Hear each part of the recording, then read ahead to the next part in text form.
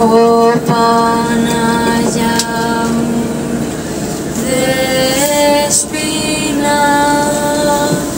γλυκύτατη Παρθένα,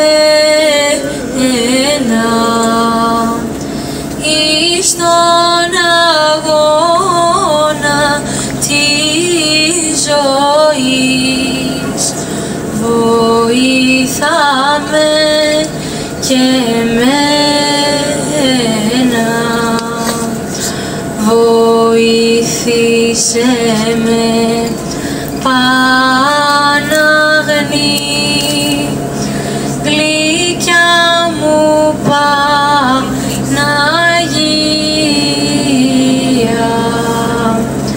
γιατί ζωή είναι θάλασσα μεγαλύτερη κοιμία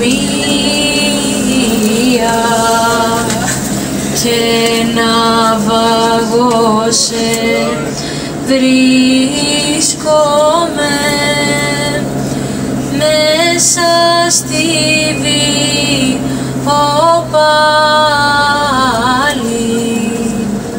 στη χάρη σου στηρίζομαι, Παρθένα τη μεγάλη, και σαν Παρθένα ευλαβική ελπίζω να μας σώσεις από ορατούς κι αόρατους εχθρούς, να μας γλιτώσεις. Ναι, Παναγιά μου,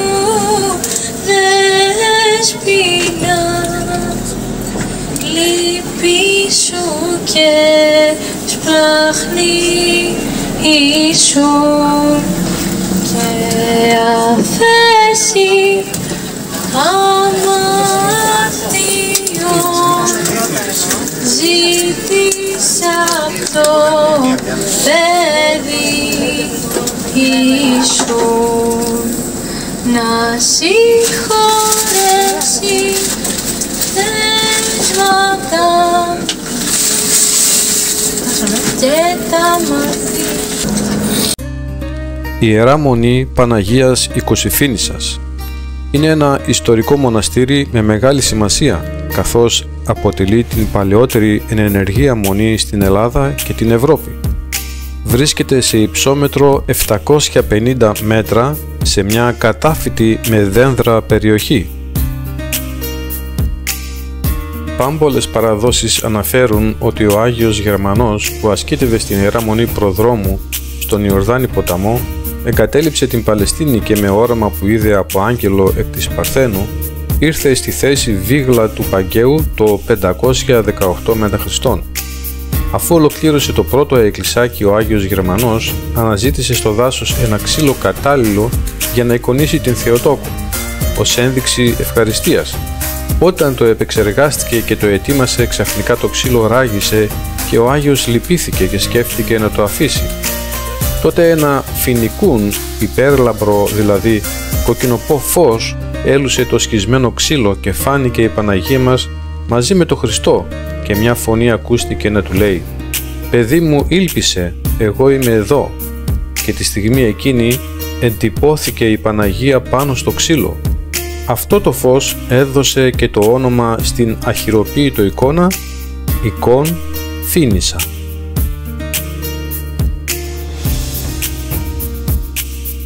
Μια από τις σκοτεινές σελίδες στην ιστορία της Μονής γράφτηκε στις 25 Αυγούστου το 1507, όταν οι Τούρκοι έσφαξαν τους 172 μοναχούς της γιατί στήριζαν τη διατήρηση της ελληνικότητας των κατοίκων της περιοχής. Το μοναστήρι έμεινε έρημο για 3 χρόνια, μέχρι που το ανασύστασαν ξανά 10 μοναχοί που ήρθαν για τον σκοπό αυτό από την Ιερά Μονή Βατοπεδίου του Αγίου Όρους. Το 1917 οι Βούλγαροι άρπαξαν τα περισσότερα κοιμήλια και τα μετέφεραν στη Βουλγαρία, όπου φυλάσσονται μέχρι σήμερα στο Εθνικό Ιστορικό Μουσείο Σόφιας. Κατά τη διάρκεια της Επανάστασης του 1821, το μοναστήρι αποτελούσε το μεγαλύτερο ίσως πνευματικό κέντρο της Ανατολικής Μακεδονίας, με τη λεγόμενη Ελληνική Σχολή να λειτουργεί σε αυτό, και οι ηγούμενοι του είχαν στενή επαφή με μεγάλες μορφές του εθνικο-απελευθερωτικού αγώνα στην περιοχή, όπως ο Εμμανουήλ Παπάς. Ο 19ος αιώνας όμως έμελε να είναι καταστροφικός για τη Μονή, καθώς αυτή έπαθε μεγάλες ζημιές από σεισμό το 1829, κάηκε από πυρκαγιά το 1854 και το 1864 μια τρομερή επιδημία πανόλης αποδεκάτησε τους μοναχούς της. Οι δοκιμασίες της Ιεράς Μονής Παναγίας Οικοσυφήνισσας όμως συνεχίστηκαν και κατά τον 20ο αιώνα, κατά τη διάρκεια της βουλγαρικής κατοχής της Ανατολικής Μακεδονίας κατά τον Πρώτο Παγκόσμιο Πόλεμο 1916-1918, οι Βούλγαροι εκτέλεσαν τον προηγούμενο της Μονής, Μακάριο. Φυλάκισαν τους μοναχούς, πολλοί από τους οποίους πέθαναν λόγω των απάνθρωπων συνθηκών κράτησης, και υφάρπαξαν τα ιερά κοιμήλια της Μονής, περισσότερα από 1500 συνολικά τον αριθμό, τα πιο σημαντικά από τα οποία βρίσκονται και εκτίθενται ακόμη και σήμερα στο Εθνικό Ιστορικό Μουσείο της Σόφιας στη Βουλγαρία.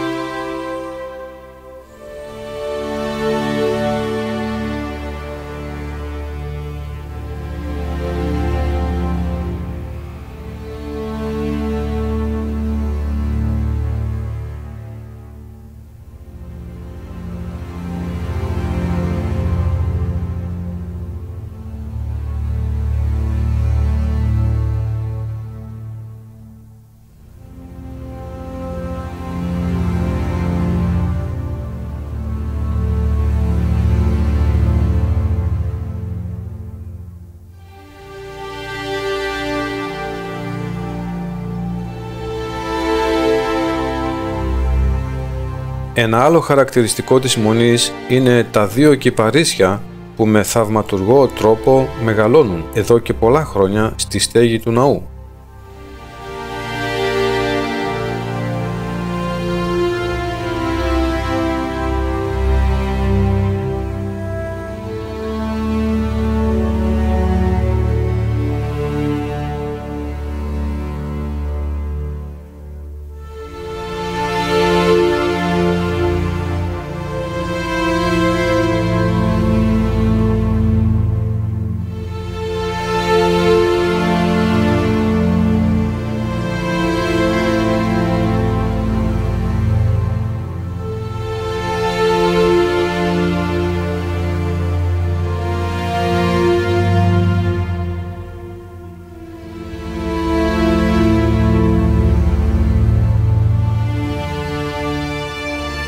Κατά την περίοδο εκείνη των επιθέσεων και αρπαγών των Βουλγάρων, ένας αξιωματικός τους επιχείρησε να συλλήσει την εικόνα της Παναγίας, αλλά τινάχτηκε πίσω και εξέπνευσε, ενώ η μπότα και το πιστόλι του αποτυπώθηκαν στις μαρμάρινες πλάκες του δαπέδου για να ενθυμίζουν πάντοτε το θαύμα. Ακόμα και σήμερα στο μαρμάρινο δάπεδο του ναού φαίνονται αυτά τα σημεία.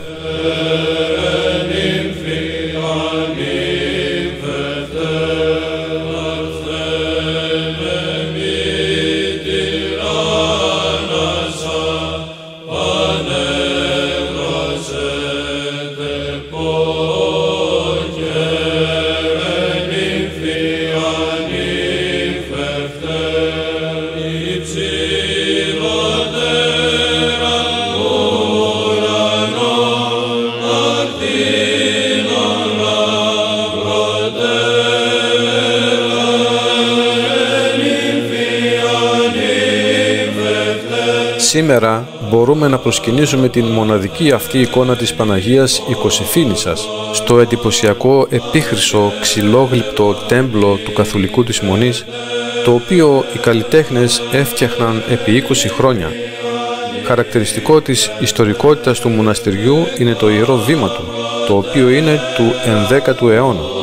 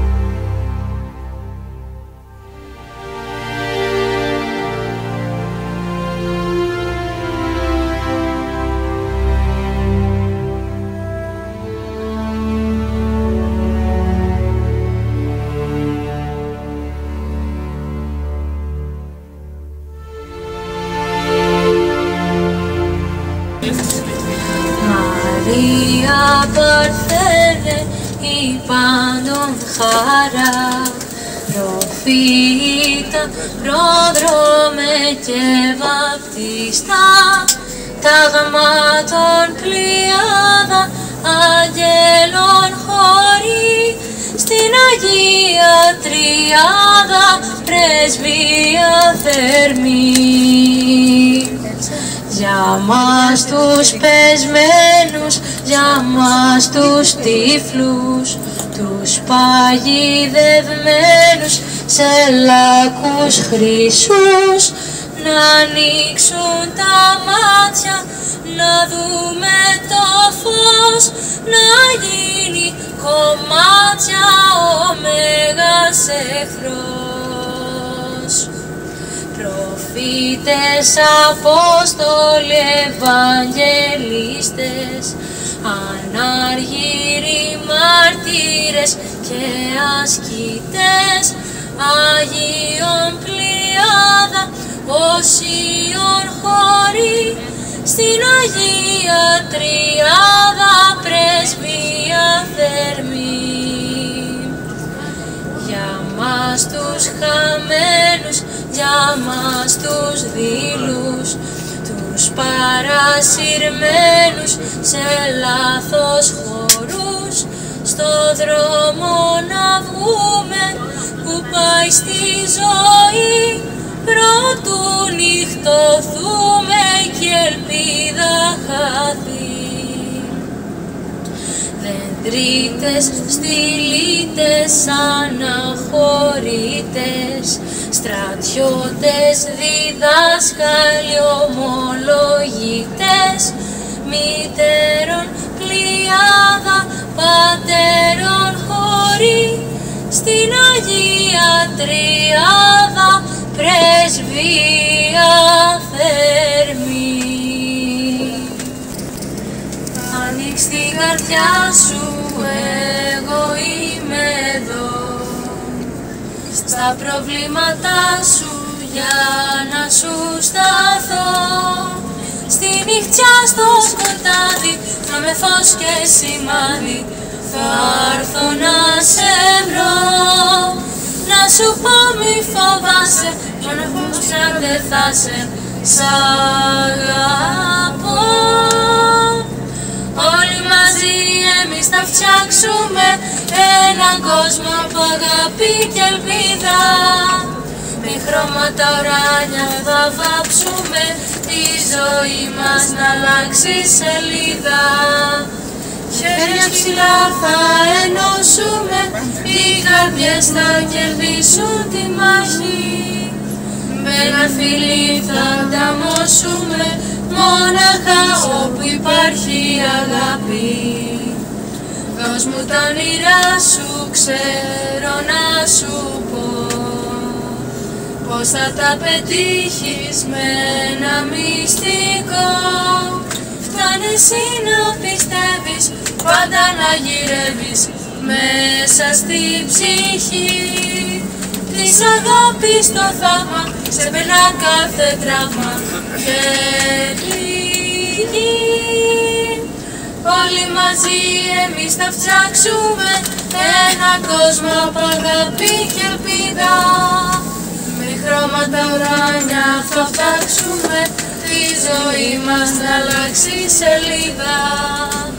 Τα χέρια ψηλά θα ενώσουμε και οι καρδιές θα κερδίσουν τη μάχη. Με ένα φιλί θα ανταμώσουμε, μόναχα όπου υπάρχει αγάπη. Ένας άγγελος απ' τα ουράνια στον κόσμο κατέβηκε, για να δει τα παιδιά στον πλανήτη μας πως περνούν. Μα ένα δάκρυ πικρό απ' τα μάτια του κατρακύλησε, για τα βάσανα που είδε και άκουσε να περνούν. Μα τι κόσμος είναι αυτός, παγωμένος πικρός εχθρικός, στη γλυκύτητα, στην αφέλεια που έχουν τα παιδιά. Ένα θαύμα μόνο αν συμβεί, μέσα σε μια νύχτα στραφτερή, το χαμόγελο θα λάμψει ξανά. Παραμυθάκι πες, να κοιμηθώ, έναν παράδεισο να δω. Παραμυθάκι πες, να κοιμηθείς, έναν παράδεισο να δεις. Χαρά στα μάτια που δακρύζουν για κάποιον άλλον που πονά, γιατί τα μάτια αυτά θα δούνε του παραδείσου τα αγαθά.